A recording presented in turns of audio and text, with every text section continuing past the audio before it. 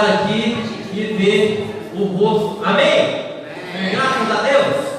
Fernando, que coisa boa ver o Fernando aqui. Fernando, irmãos, tem um lugar muito especial no meu coração. Maurinho e Fernando, a família do irmão Ivaldo. Porque vocês, alguns não estavam aqui na época que eu comecei. Eu ainda tinha muitos cabelos aqui. E eu comecei com o Fernando no Apocalipse. Depois vim conhecer o pastor Paulo, a Dilinha, e conhecer esse seu todo. E eu sinto falta de cada rostinho quando não está aqui. A família da Mantoceta, essa família bonita, eu tinha muito carinho por ela, mulher de oração. Esse casal lindo, que eu lembrava aqui, fiquei sabendo que ela chama Ana, ele, o Júnior. Não sei se é Júnior, eu sempre sabia de Júnior. Só deve ser porque ele careca, né? Graças a Deus, o Diogo, o Maurício, outro Diogo, o pastor Paulo dessa igreja abençoada, o Marquinhos, o pastor Marcos. É muito bom ter vocês aqui. Irmãos, nós vamos começar o período de louvor e adoração. Romanos capítulo 12 nos ensina, nos leciona. Rogo-vos, pois, irmãos, que apresenteis os vossos corpos em sacrifício vivo, santo e agradável a Deus, que é o nosso culto racional. Crente raciocina, crente é inteligente. Meu pai me ensinou, meu pai já está na igreja de Infante, ele me ensinou que a atitude de ser crente já mostra que o sujeito é inteligente. Ele sabe que ele veio de algum lugar, ele está em algum lugar aqui, ele vai para algum lugar. E a Bíblia ensina que o inferno foi preparado para o diabo e os seus anjos, não foi para o homem. Mas vão ter livre-arbítrio. Então, quando Paulo nos ensina, não conformeis, não tomar forma, não pensar como ímpio, não ser partidário de ideologias, coisas que é contra a palavra de Deus. Isso é ter um raciocínio de um culto lógico, de entendimento. Esse povo está aqui escolhido. Graças a Deus por isso. Nós precisamos internalizar e externalizar isso cada dia. Não é isso, Maurício? Isso aí. Graças a Deus. O crente é diferenciado. Amém, Tânia? Tânia, Tati, coisa boa. Vamos adorar o Senhor. A Deus demos glória. Somente é digno de toda honra, toda glória, toda adoração, toda exaltação, todo louvor. Porque só Ele é Deus. Salmo 47, 2. Amém?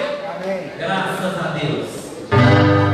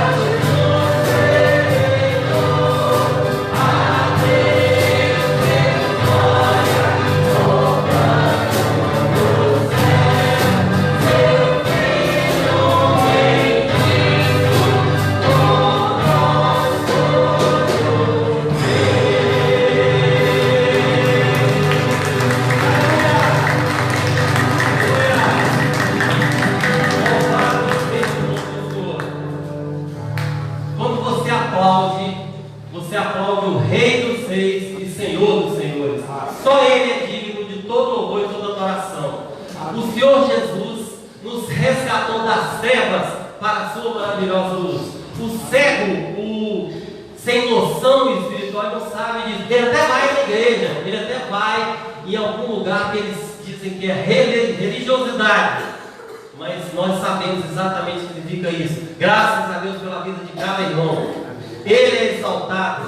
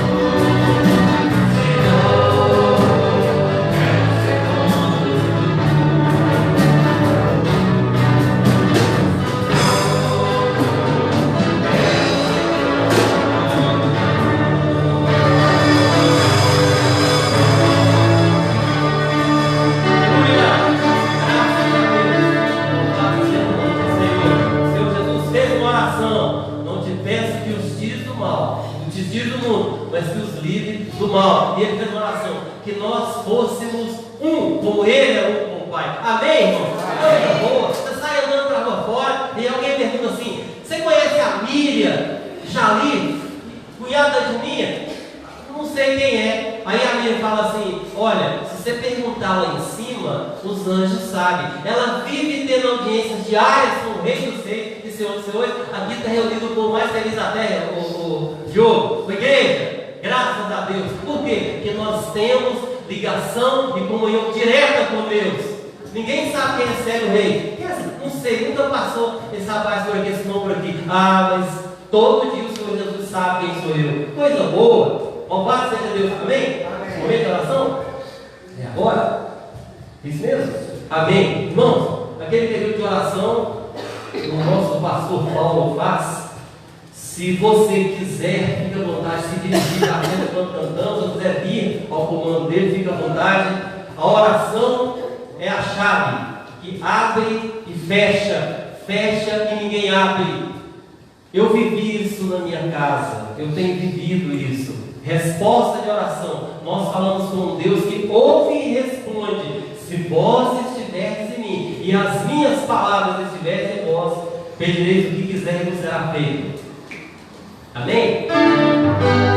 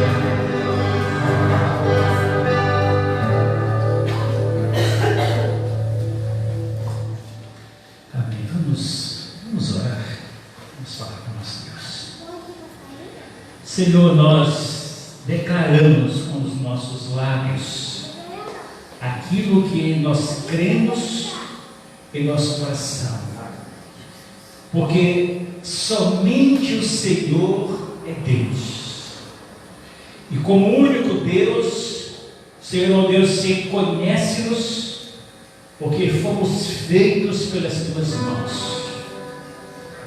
O Senhor nos criou, o Senhor nos sustenta, o Senhor nos dá a provisão diária, o Senhor é aquele que guarda os nossos caminhos por onde passamos, o Senhor é que conhece a duração da nossa vida, tem o controle dos dias e meses da nossa existência. Senhor Deus, que conhece-nos antes de falarmos, o Senhor já conhece aquilo que nós vamos dizer, porque o Senhor sabe exatamente a estrutura do nosso ser, sabe o quanto somos falhos e dependentes do Senhor em tudo na nossa vida, Pai. Então, Deus, nós queremos te pedir, Senhor, reconhecendo que só o Senhor é Deus, e só o Senhor conhece a nossa vida, sabe a nossa necessidade, o Senhor conhece cada um que está aqui agora te buscando. Tem necessidades que estão sendo declaradas ao Senhor. Senhor, nós te pedimos que o Senhor possa ouvir o clamor dos teus filhos agora, Deus. O Senhor possa vir ao encontro, seja, Deus, o socorro presente nessa angústia que cada um possa estar passando agora, Deus. Essa aflição que toma conta desta mente, desse coração, o Senhor possa trazer um alívio nesta noite para todas essas ansiedades, angústias e dores que perturbam a nossa alma, Pai. Nós aprendamos mesmo a descansar sempre, porque o Senhor é aquele que nos renova, é aquele que nos dá um novo vigor. E pela fé, nós cremos que o Senhor está agindo nessas vidas, nesta noite, Pai. Pedimos também que o Senhor possa abrir as portas para aquela pessoa que está desempregada, Deus. Abre as portas de um trabalho para ela. O Senhor possa, Deus, trazer a solução e trazer a cura, Deus, para as enfermidades, Deus. Que o Senhor possa libertá-los de todo o mal. Pai, em nome de Jesus, que o Senhor possa dar sabedoria nas decisões a serem tomadas. As portas que se fecham, o Senhor há de abrir essas portas, e o Senhor diz que portas abertas pelo Senhor, ninguém vai poder fechar. Então, Pai, em nome de Jesus, nós tomamos posse dessa bênção do Senhor na nossa vida nesta noite, porque o Senhor está aqui nesse lugar, e é ao Senhor que nós prestamos este culto. Toda honra, glória pertencem somente ao Senhor.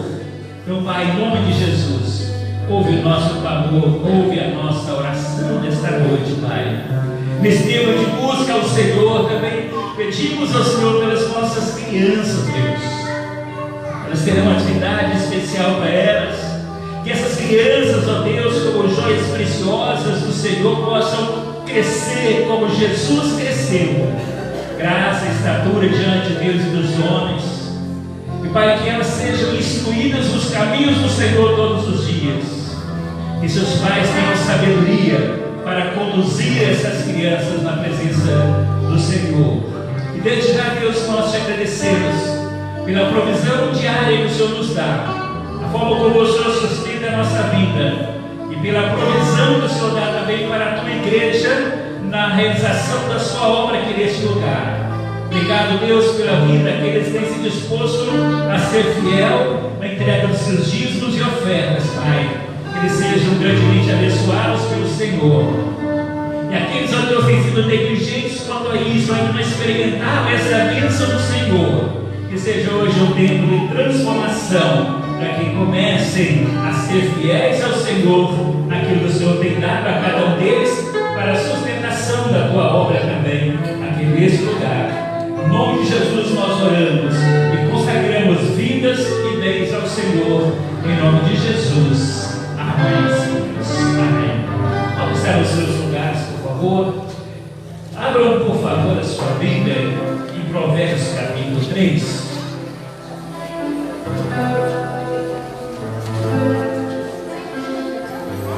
Livro de Provérbios, no capítulo 3.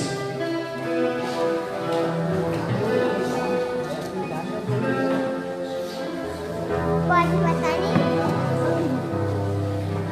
Antes de cantarmos nossa canção para a entrega dos dízimos e ofertas, eu quero ler com você Provérbios capítulo 3, versículos 9 e versículo 10.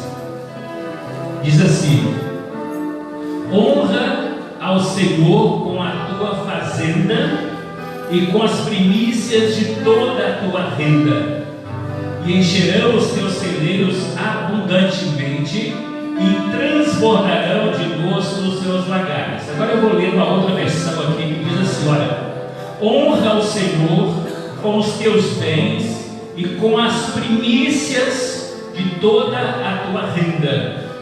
Os seus celeiros se encherão fartamente de abundância e os seus lagares transbordarão de vinho. Se nós cremos na promessa do Senhor, se cremos que a palavra de Deus ela é a verdade, nós iremos querer cumprir o que a palavra de Deus do Senhor nos diz. Ele nos coloca aqui que nós precisamos entender que quando nós entregamos os nossos dízimos e ofertas, nós não estamos fazendo isso por causa da igreja, mas porque nós estamos honrando ao Senhor. É honra ao Senhor, ou seja, a negligência da entrega do dízimo e da oferta ao Senhor significa que nós não estamos honrando ao Senhor, estamos deixando de dar a honra que o Senhor tem, que é só para Ele. Então ele diz assim: honra ao Senhor com os teus bens, e essa honra ela é dada com as primícias. As primícias primeiro pertence ao Senhor, não é primeiro nós, não, primeiro é o Senhor. E aí ele diz que o Senhor vai trazer a bênção dele para nós, para não permitir que nós percamos ou achamos que vai fazer falta. Ele diz o seguinte: não, pelo contrário, quando você faz isso com honra ao Senhor, os teus celeiros eles se enchem fartamente de abundância, ou seja, nada vai faltar, porque enquanto você é fiel ao Senhor, Ele é fiel em cumprir a promessa dele para cada um de nós. Então que você aprenda a honrar ao Senhor por tudo aquilo que Deus tem te dado cada dia da sua vida. Vamos adorar ao Senhor. Eu conheço com isso os irmãos têm a oportunidade de trazerem e colocarem diante do Senhor, honrando ao Senhor com os seus dízimos e com as suas ofertas.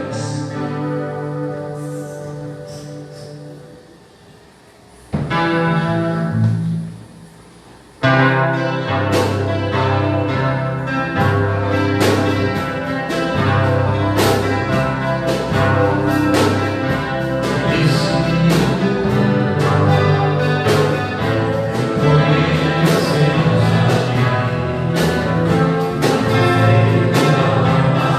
a ti,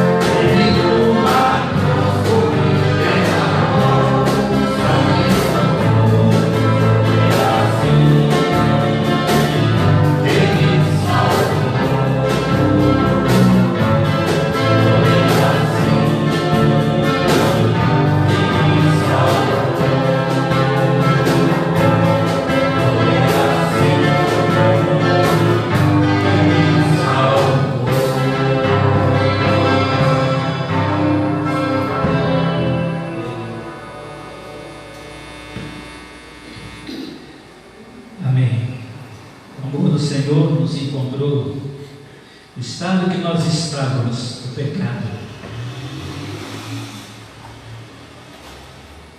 E transformou a nossa vida de tal maneira que hoje nós somos filhos de Deus por causa dessa graça, por causa desse amor de Deus, dessa misericórdia do Senhor por nós, não por nossos merecimentos, porque se nós estávamos mortos, nós não tínhamos condições de ter vida por nós mesmos.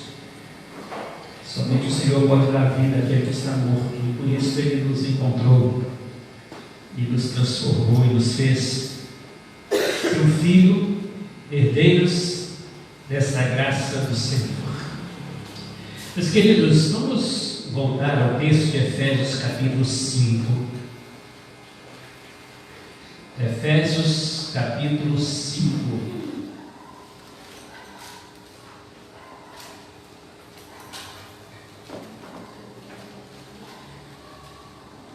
Semana passada nós fizemos uma exposição desse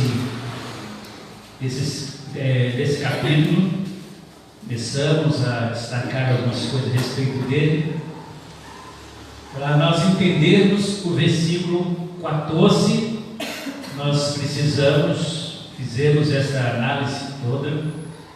Hoje eu não vou fazer toda a análise que nós fizemos, mas nós vamos ler todo o texto, que a gente possamos situar nele, entendermos aquilo que o Senhor quer nos dizer sobre o tema que nós estamos tratando.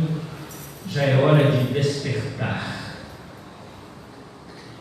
Se você quiser ver essa exposição da primeira semana, você pode acompanhar nos vídeos que estão postados no Facebook da igreja ou no meu também.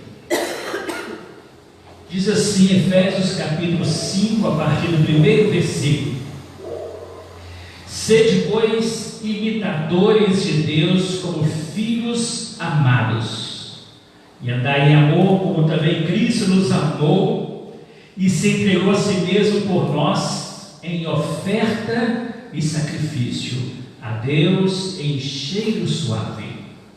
Mas a prostituição ou a imoralidade e toda a impureza e avareza ainda nem se nomeia entre vós, como convém a santos, nem torpezas, ou outra versão usa aí a palavra conversas indecentes, nem tolices ou parvoíces, nem chocarrices, significa gracejos desrespeitosos com as pessoas, que não convém, essas coisas não convêm aos santos, mas antes ações de graças. Versículo 5: Porque bem sabeis isto, que nenhum fornicário, o imoral, o impuro, o avarento, o qual é idólatra, tem herança no reino de Deus, de Cristo e de Deus. Preste atenção, o Senhor está falando aqui a questão de herança no reino de Deus, falando das questões dos últimos tempos, de estarmos na presença do Senhor. Ele diz que quem pratica essas coisas, que é imoral, que é impuro, que é avarento, ele diz que o avarento, ele é idólatra. Essas pessoas não têm lugar no reino de Deus. Ninguém vos engane com palavras vãs ou palavras vazias. Por estas coisas vem a ira de Deus sobre os filhos da desobediência. Portanto, não sejais seus companheiros, porque no outro tempo erais trevas, mas agora sois luz do Senhor. Andai como filhos da luz. Porque o fruto do Espírito está em toda a bondade, justiça e verdade, aprovando aquilo que é agradável a Deus. E não comuniqueis com as obras infrutuosas das trevas, mas antes condenai estas obras das trevas. Porque o que eles fazem no oculto, até dizê-lo é torpe. A melhor tradução aqui, até dizê-lo é inadequado. Aquilo que eles fazem oculto é tão vergonhoso que até falar o que eles fazem é inadequado para aquele que é servo do Senhor. Todas as coisas se manifestam sendo condenadas pela luz, porque a luz tudo se manifesta. Pelo que diz: desperta tu que dormes, levanta-te dentre os mortos, e Cristo te esclarecerá, ou te iluminará. Portanto, vede prudentemente como andais, não como necios, ou como insensato, como um tolo, mas como sábios, remindo o tempo, ou aproveitando ao máximo o seu tempo, porquanto os dias são maus. Pelo que não sejais insensatos, mas entendei qual seja a vontade do Senhor. Não vos embriagueis com vinho em que há contenda, a versão diz em que há libertinagem, mas enchei-vos do Espírito, falando entre vós em salmos e hinos e cânticos espirituais, cantando e salmodiando ao Senhor em vosso coração. Veja o que ele fala de uma linguagem torpe, uma linguagem moral, mas diz o seguinte: agora tem uma nova linguagem para você que foi transformado por Jesus. Falem entre vocês em salmos, hinos e cantos espirituais, cantem salmodiando ao Senhor no vosso coração, dando sempre graças por tudo a nosso Deus e Pai, em nome de nosso Senhor Jesus Cristo, sujeitando-vos uns aos outros no temor do Senhor. Amém? Amém? Amém. Espero que você fique ligado aí para a gente entender bem algumas questões aqui adicionais também. Meus queridos, nós destacamos a semana passada uma série de situações, o contexto dele, que a região ali, Roma era, em toda aquela região, era centro de prostituição legalizada, e era a avareza era aquilo que movia a economia, a vida social. E Paulo vai tratar desse assunto ali aos Efésios, porque a igreja de Efésios, a igreja de Éfeso, ela era formada em grande parte por gentios, pessoas que não eram judeus, que haviam saído desse padrão de vida que ele destaca nesses versículos 3 em diante. Era o padrão comum de vida deles. Então eles haviam saído desse lugar. Então, quando Paulo nomeia essas situações, ele faz para dizer o seguinte: olha, vocês viveram nesse meio, não tragam esse meio que vocês viveram para dentro da igreja, para dentro da vida cristã de vocês, porque vocês hoje são novas criaturas. Então ele vai dizer que aquilo que essas pessoas faziam no dia a dia, até falar o que eles faziam, era algo tremendamente vergonhoso. Então Paulo vai, no meio a esses destaques, ele vai enfatizar então a necessidade, no versículo 14, de despertamento. Desperta ou acorda, tu que dormes. Levanta-te dentre os mortos e Cristo te esclarecerá. Nós lembramos na semana passada que quando uma pessoa está vivendo esse sono espiritual, um dos primeiros sinais demonstrados por elas é um apego exagerado às coisas terrenas. Conforme Paulo enumera aqui algumas delas: um apego exagerado às coisas terrenas, uma desatenção e um relaxamento para com a obra de Deus.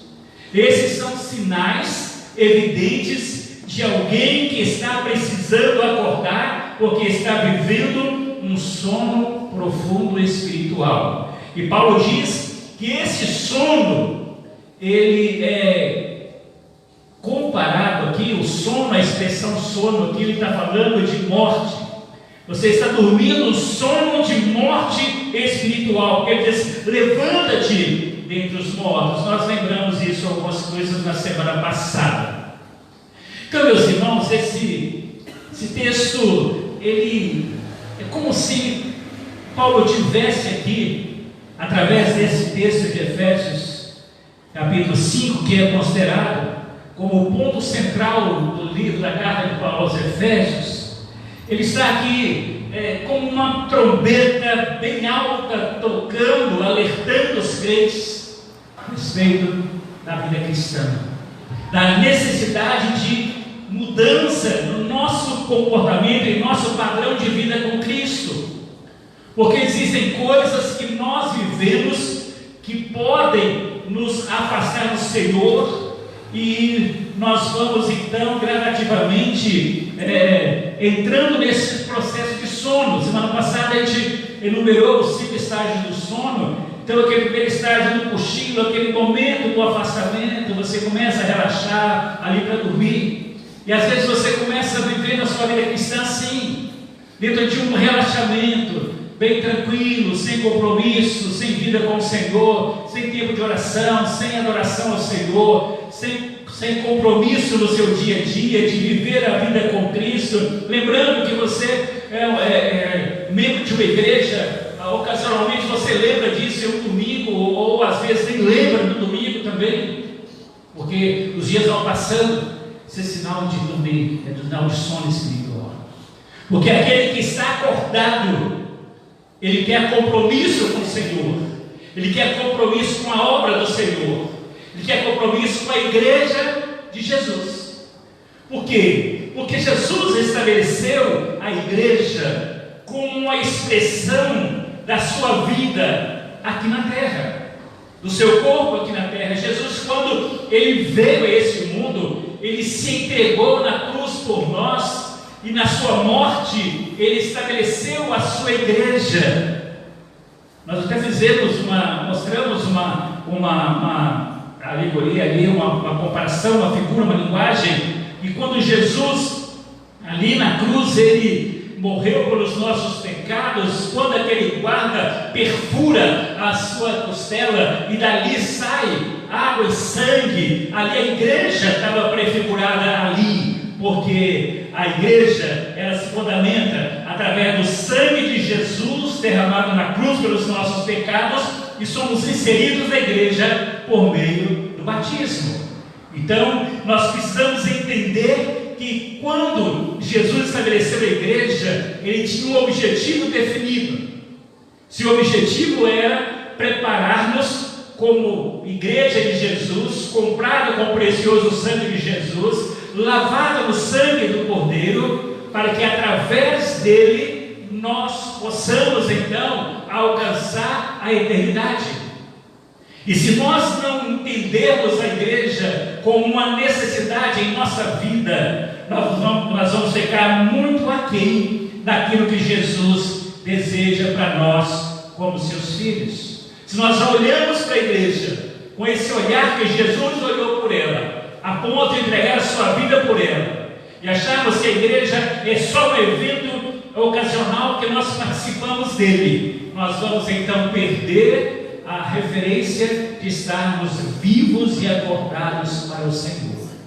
Ele vai nos ver como alguém que está dormindo, alguém que está morto, porque não consegue ver a igreja como necessária na sua vida. Por isso, Jesus deixou registrado as cartas às 7 igrejas da Ásia no Apocalipse, como uma forma de lembrança, para que nós pudéssemos perceber o quadro padrão. E uma delas, a igreja de Sardes, ele fala sobre a pessoa que estarem mortos. Vocês dizem que estão vivos, mas estão mortos. Meus queridos, precisamos acordar para esta realidade. E como nós podemos fazer isso para estar acordado, despertado como igreja do Senhor? Entendermos que nós precisamos viver como igreja. Primeira coisa que nós precisamos fazer, a igreja precisa despertar para uma vida de oração. Leia comigo o texto, Mateus 26. Mateus 26, a partir do versículo 36. Acompanhe aí, eu vou ler aqui.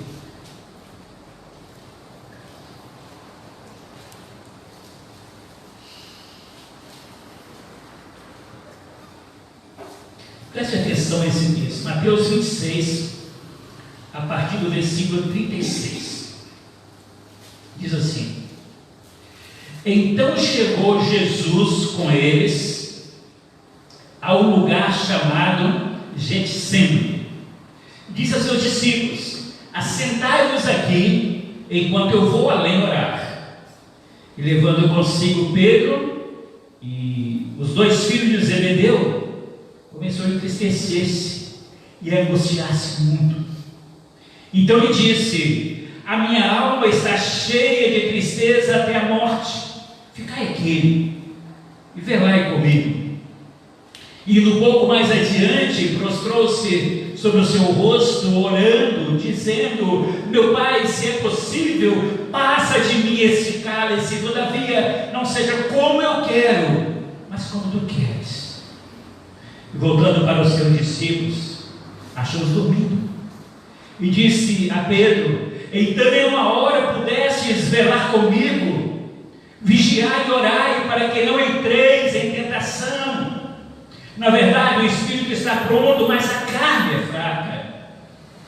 E da segunda vez, orou dizendo: Pai meu, se esse cálice não pode passar de mim sem eu beber, faça-se a tua vontade.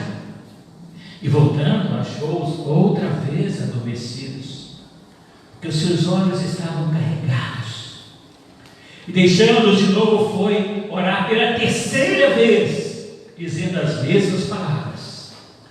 Então chegou junto aos seus discípulos e disse-lhes: dormi agora, repousai, é chegada a hora, o Filho do Homem será entregue nas mãos dos pecadores.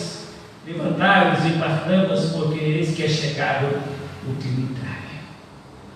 Meus queridos, quando nós olhamos para esse texto e olhamos para a realidade das nossas igrejas hoje, o que diz respeito à oração, nós vamos encontrá-la como aqueles discípulos que Jesus levou com ele para a oração, dormindo.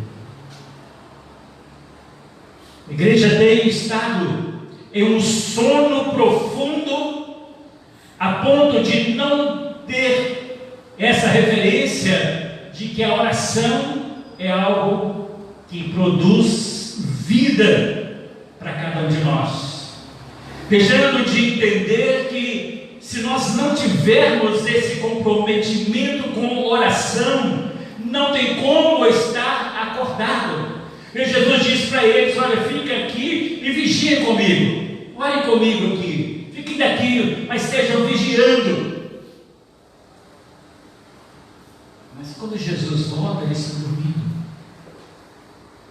Será que essa linguagem também não nos lembra a volta de Jesus? Que quando ele retornar, ele vai encontrar muitos como estavam aqueles discípulos dormindo. Não é esse o seu quadro hoje? Se você não tem uma vida de oração, você está dormindo também. E Jesus vai voltar. E quando ele, da sua volta, ele chegar, ele vai nos ver como? Estamos velando, estamos vigiando, estamos orando, estamos buscando a face dele, ou estamos comodamente dormindo? A nossa vida espiritual, como ele olha para você, onde ele está vendo você? Ele viu ali aqueles 3 homens dormindo, ele olha para mim, olha para você. Se nós estamos vivendo esse mesmo quadro, e quantos de nós ele está olhando e vendo a gente dormindo porque nós não oramos? Eles dormiram porque Jesus mandou que eles orassem, que eles vigiassem, porque não vigiaram, pegaram no sono. Se tivessem ficado de guarda, vigiando, velando, em oração ali junto com Jesus, não teriam dormido. E meus irmãos, quando Jesus ele vai ali naquele momento, para aquele tempo de oração, ele está vivendo uma dor muito profunda. Ele diz que a alma dele estava cheia de tristeza até a morte. Havia uma dor profunda em Jesus. E ele, quando vai orar, ele prostra sobre o seu rosto e ele faz aquela oração ali. Mas enquanto ele está orando, Aqueles que tinham que estar vigiando estão dormindo. Quanta gente está ao seu lado sofrendo dores profundas. Quantos dos seus familiares estão morrendo, indo para o inferno, porque você está dormindo, não está orando por eles? Quantos seus vizinhos morrem e você acha que é só mais um que morreu, porque tinha que morrer mesmo, mas não foram salvos porque você não estava orando por eles? Quantas pessoas, meus queridos, estão ao nosso redor sofrendo dores profundas, alma cheia de tristeza, de angústia, até a morte, muitos até tirando as suas próprias vidas por causa dessa dor profunda da sua alma. E nós estamos dormindo. Os queridos, precisamos acordar para isso. As nossas reuniões de oração na igreja são vergonhosas pela frequência, mas não vergonhosas pelo fervor daqueles que vêm, da dedicação daqueles que vêm. Saber que enquanto estão aqui, alguns aqui velando, orando, a maior parte está vivendo, dormindo, porque está insensível quanto à realidade espiritual sua, dos seus entes queridos, da própria igreja, dos seus vizinhos, dos seus amigos. Não querem oração? Querem que Deus seja a solução para os seus problemas, mas não oram. Como você pode dizer que está vivo espiritualmente se não tem uma vida de oração? Jesus diz que olha, vigie e ore para que não entre em tentação. O espírito está pronto, mas a carne é fraca. E as pessoas usam isso aqui como uma fuga. Ah, mas a carne é fraca. Por que a carne é fraca? Porque você não vigia e não ora. Porque você não ora, porque quando Jesus ele coloca ali os discípulos para vigiar, ele vai além orar. Agora ele diz o seguinte: vocês precisam fazer os dois. Tem que orar e vigiar o que está acontecendo ao seu redor. Ficar atento aos sinais que estão acontecendo ao seu redor. Qualquer sinal de perigo, a oração é o socorro para você, não só nesses momentos, mas de forma preventiva, para que o perigo não possa chegar à sua casa. Mas o que a gente faz? Nós só pensamos nas nossas coisas, pensamos em trabalhar, em ter dinheiro, em ganhar isso, em comprar isso, em ter algo melhor, maior, e é isso, é um lazer, é um aniversário, um casamento, é uma festa. Essa é a vida de muitos hoje estão levando, mas não tem oração. Se não tem oração, Jesus diz o seguinte: se você não está orando, porque você está dormindo.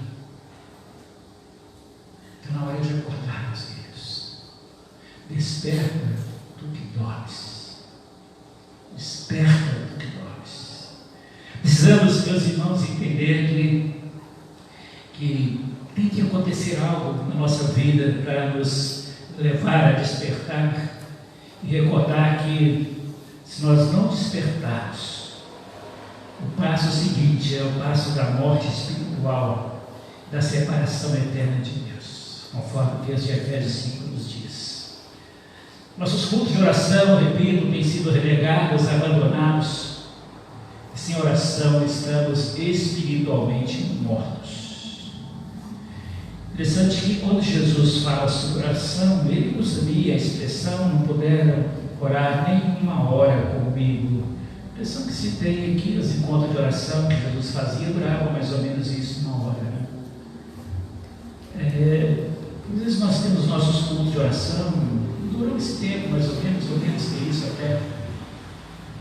Mas nem assim muitos querem estar presentes, uma vez por semana apenas. E as pessoas não querem.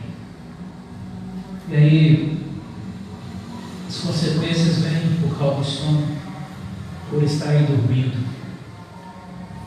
E aí, quando Jesus diz ali: olha, agora não adianta mais orar, porque chegou a hora, o traidor já está à porta, agora não tem mais o que vocês possam fazer. O que passou, o tempo de vocês está agora.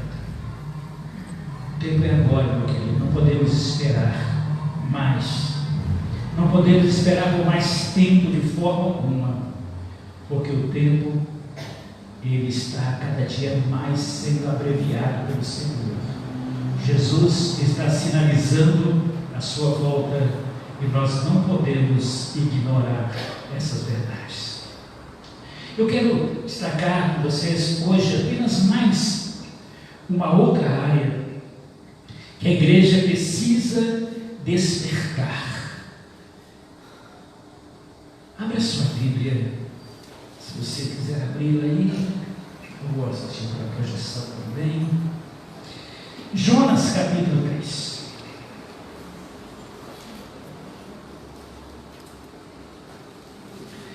Livro de Jonas, capítulo 1, melhor dizendo, versículo 3. Livro de Jonas, conhecido, que tenho certeza da grande parte dos irmãos. Deus dá uma ordem para Jonas ir até a cidade de Nínive, que era uma cidade pecadora, violenta, uma região dominada pelos assírios, e os judeus não gostavam muito daquelas pessoas de Nínive. Então, por isso, Jonas vai tentar fugir da sua responsabilidade. O Senhor manda ele se levantar. Versículo 2, ele fala o seguinte: levanta-te, vai à grande cidade de Nínive e clama contra ela, porque a sua malícia chegou até mim.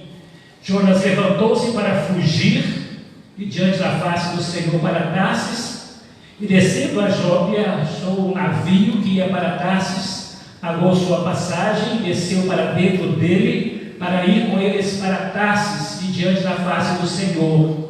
Mas o Senhor mandou ao mar um grande vento, e fez-se no mar uma grande tempestade, o navio estava para quebrar-se.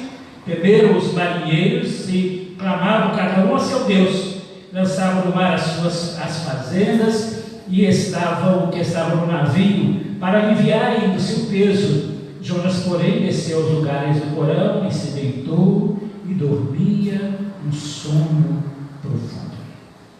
Até o versículo 5. Meus queridos, quando nós olhamos para o que Jonas fez, Deus mandou ele para uma cidade.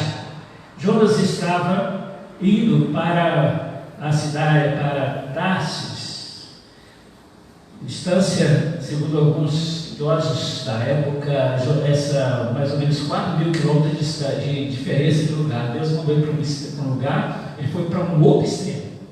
Não quero nem saber de ninguém.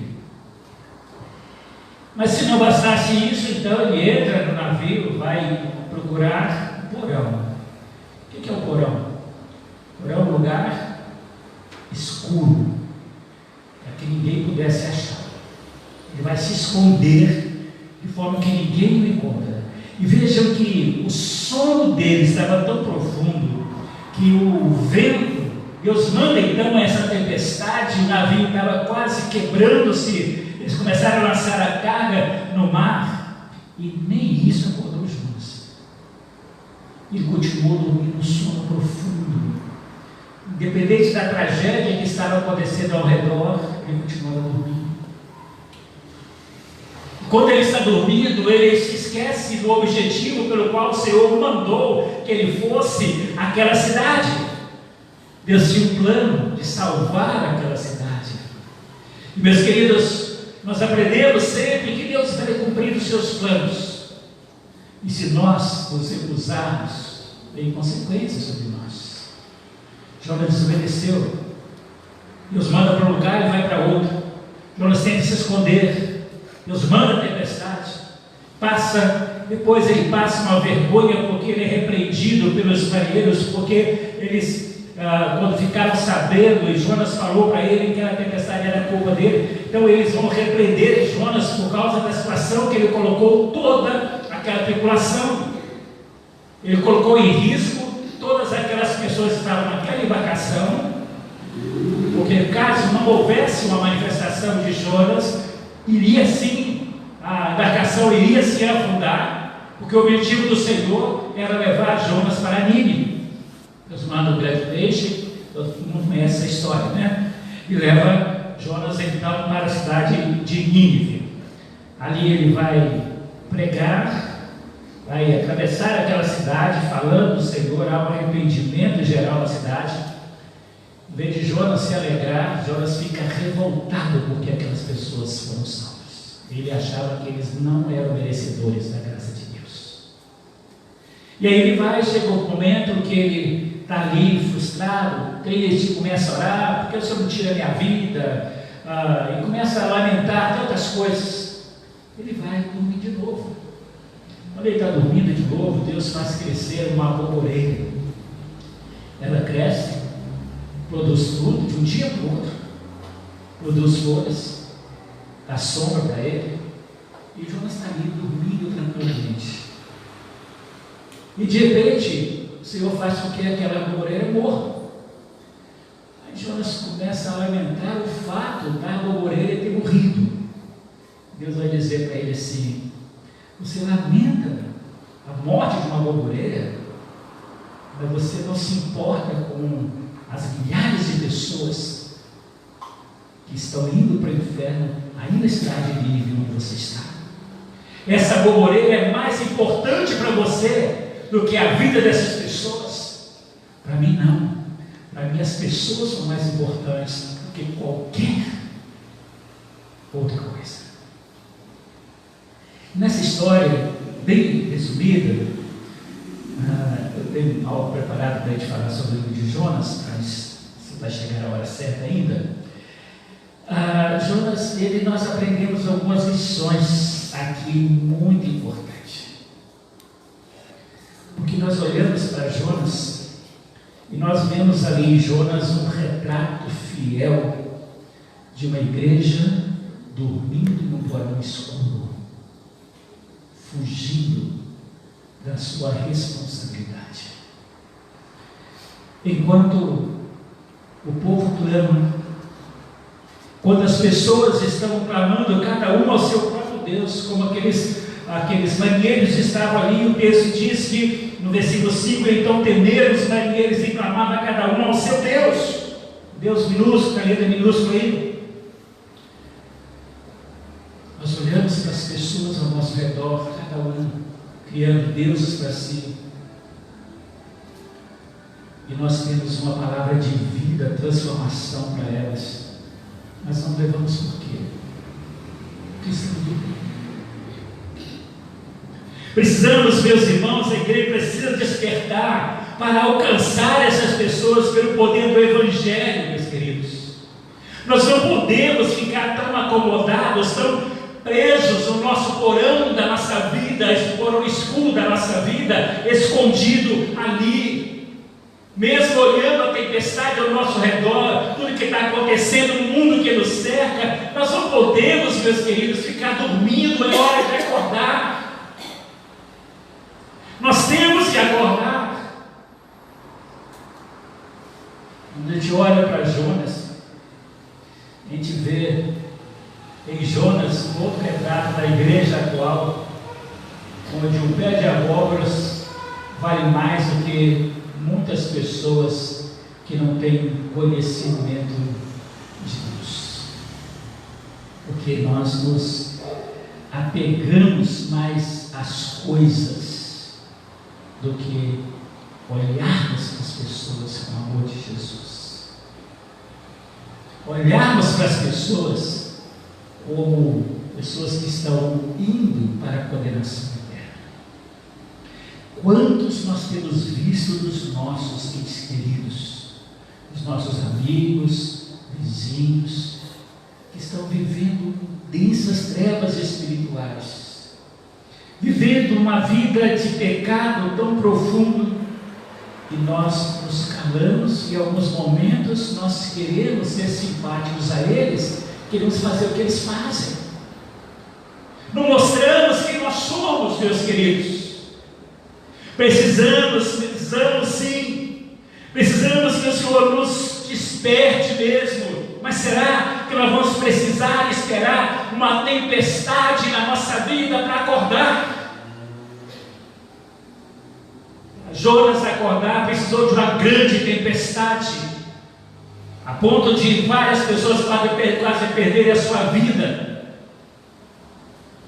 Qual tempestade você precisa que aconteça na sua vida primeiro para você acordar para essa realidade? É tempo, meu querido, de despertar, de acordar, de olhar as pessoas com o olhar de Jesus, amar as pessoas como Jesus as amava, amar a Jesus como Ele nos ama, e ver essas pessoas como merecedoras da mesma graça de Deus que nós merecemos.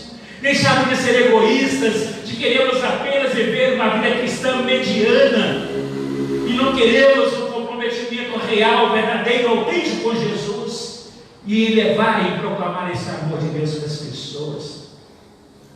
Precisamos acordar, precisamos despertar, meus queridos, para essa realidade de alcançar as pessoas para Jesus através do poder do Evangelho. Como disse que o Evangelho é o poder de Deus para todo aquele que crê. O Evangelho é o poder de Deus que transforma a vida das pessoas ao seu redor. E você não pode se calar. Você não pode se calar, você precisa acordar para essa realidade, precisa despertar para essa realidade, como o Senhor despertou Jonas. Houve uma tempestade para que ele acordasse, houve uma manifestação sobrenatural de Deus na natureza, para que Jonas pudesse acordar. Não espere que isso aconteça na sua vida, é hora de acordar. O tempo é hoje, é agora, não é depois, porque se demorar um pouco mais, muitos vão perecer no inferno por culpa nossa. É hora de acordar e levar a palavra do Senhor às pessoas. Mas não sei como. Quero aprender. Nós podemos te capacitar para isso. Mas o seu testemunho é a primeira forma de você falar de Jesus para as pessoas. Nós precisamos, meus queridos, precisamos acordar. Precisamos acordar para a oração e para a evangelização. São duas coisas primordiais que mostram que a igreja está viva. Se nós não oramos, não evangelizamos, nós somos uma igreja que está morta. Se olhar por você, o que você faz no membro da igreja, em oração e evangelização, a sua igreja está viva ou está morta? Se ela está morta, por quê? Por sua responsabilidade. Você é responsável por ela estar morta. Você não ora, não quer orar com os irmãos, não quer falar de Jesus para as pessoas. Está na hora, meus queridos, de acordar. O tempo não espera. Na oração de Jesus ele diz: é chegada a hora. Acabou agora, não tem mais chance. No dia que Jesus voltar, não tem mais chance. No dia que Jesus convocar aquela pessoa que você deveria ter alcançado através da sua oração, através da pregação da palavra de Deus, do ensino da palavra do Senhor, e ela já morreu, não tem mais chance para ela. Na hora de acordar, hora de despertar desse sono. Desperta, tu que dormes, levanta-te dentre os mortos, e Cristo te iluminará. Essa semana a gente mostra um pouco mais sobre isso. E Deus nos dê graça para entender isso. Deus nos dê graça para olharmos para a nossa realidade, como nós estamos, dormindo. É na hora de acordar. Acorda para orar, acorda para falar de Jesus para as pessoas. Esse é o tempo, o momento é agora. Não espere mais. O Senhor nos dê graça para entender isto. Que o Senhor te desperte, coloque em pé, disposto a servir ao Senhor, a investir a sua vida na obra do Senhor. Paulo diz que o nosso trabalho não é vão no Senhor. Amém? Amém? Vamos orar. Vamos orar. Se você está vivendo dessa forma, dormindo, peça ao Senhor para te acordar agora. Você não tem tido vida de oração, não tem interessado em orar com os irmãos, ou não tem falado com as pessoas, hora de orar. Peça ao Senhor para te dar isso, para te acordar, despertar esse sono. Porque senão esse sono vai te matar, meu filho. Não vai te matar se você não acordar agora enquanto você pode. Vai matar a sua vida espiritual. Daqui a pouco você está no mundo como tantos dos nossos estão no mundo porque não acordaram. Começaram a caminhar bem, mas depois dormiram. E aí morreram espiritualmente onde estão no mundo. Não seja mais um deles. Acorde hoje, o Senhor te dá a oportunidade para isso. Senhor, no nome de Jesus nós te buscamos, Pai, para que o Senhor possa olhar para nós com teu olhar de amor, de misericórdia, e nos dá, ó Deus, a oportunidade de te acordar, de despertar e de honrar o Senhor, Deus. Deus, nos dê condições, Deus, de olhar o mundo ao nosso redor e olhar para Jesus, Jesus que vive em nós, que deseja nos ver despertados, acordados, e queremos não estar dormindo como aqueles discípulos dormiam quando Jesus orava, mas estejamos acordados, orando e falando de Jesus para as pessoas, Pai. Desperta-nos como igreja, Deus. Se estamos vivendo esse quadro, Deus, como igreja de sono, ou até mesmo de uma morte, Pai, o Senhor é o autor da vida. O Senhor pode ressuscitar aquilo que está morto. Nós cremos no poder do Senhor. O Senhor pode acordar a igreja. O Senhor pode ressuscitar a igreja também, Pai, para a nova vida com o Senhor. Então, Deus, nós nos submetemos ao Senhor, cada um de nós, para que o Senhor trabalhe em nós de forma, Deus, que haja um acordar, um despertar para a vida com o Senhor, Deus. Seja esse o tempo de restauração e transformação da nossa vida, Pai, para sermos igreja de Jesus, que ora, que testemunha, que anuncia, que proclama que Jesus é o Senhor da nossa vida, que Jesus vai voltar, e na sua volta Ele vai nos levar para estar juntos com Ele para sempre. Coloque em nós palavras de vida para abençoar aqueles que nos cercam. Nós oramos, Pai, te agradecendo por esse tempo na Tua presença, te pedindo, faz a sua obra em nós nesta noite, em nome de Jesus. Amém, Senhor. Amém. Deus abençoe, meus queridos.